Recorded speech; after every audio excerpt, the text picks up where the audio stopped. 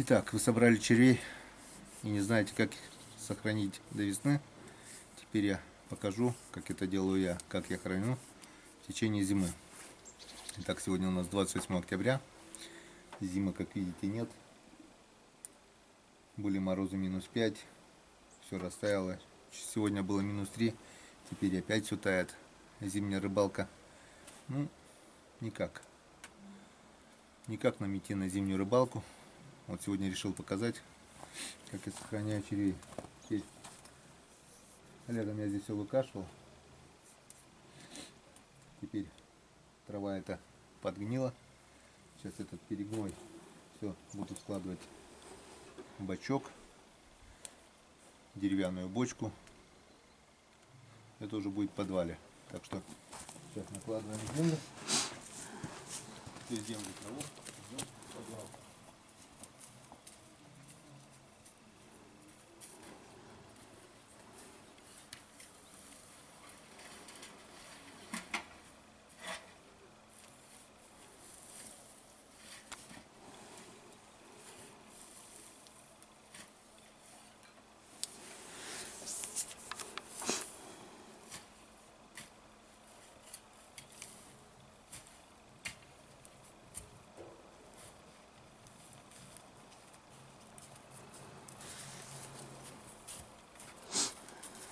Ну все, встречаемся в подвале. Ну вот, это вот наш такой подвал. Здесь у нас хранятся соленья, варенье, картошечка. А это вот моя бочка для червей. Вот такая вот деревянная бочечка. Она пока пустая.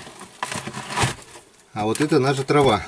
Я летом скосил эту траву, сложил в одну кучку. Она теперь перепрела. И это я ложу на дно бочки. Вот она уже со снегом. Будет где червям лазить. Раньше вот я весной червей мы всегда искали. В детстве помню, пойдем на луга, где стога раньше стояли. Вот в траве прошлогодней их просто куча. Жирные такие черви были на лугах. Вот на месте стогов, где перегнившая трава. Вот с тех пор я понял, значит, гнилой перегной вполне устраивает раздевых червей. Двухведерный бак травы у нас со снегом. Ну, ничего страшного. Это все плотненько так укладываем.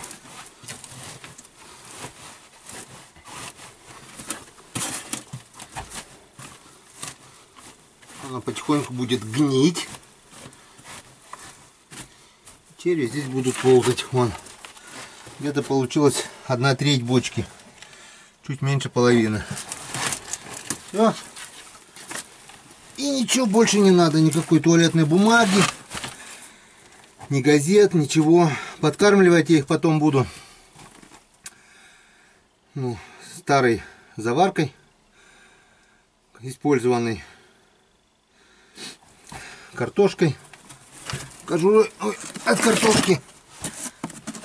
Они все жрут. Так, а вот это наши драгоценные черви. Вот это наша трава. Это вот наши черви, которых мы собрали покче. Вон, видите, сколько их тут? Десятки, сотни.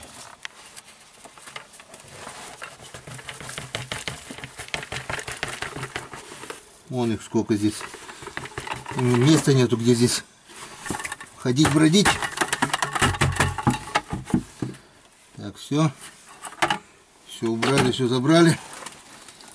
Вон.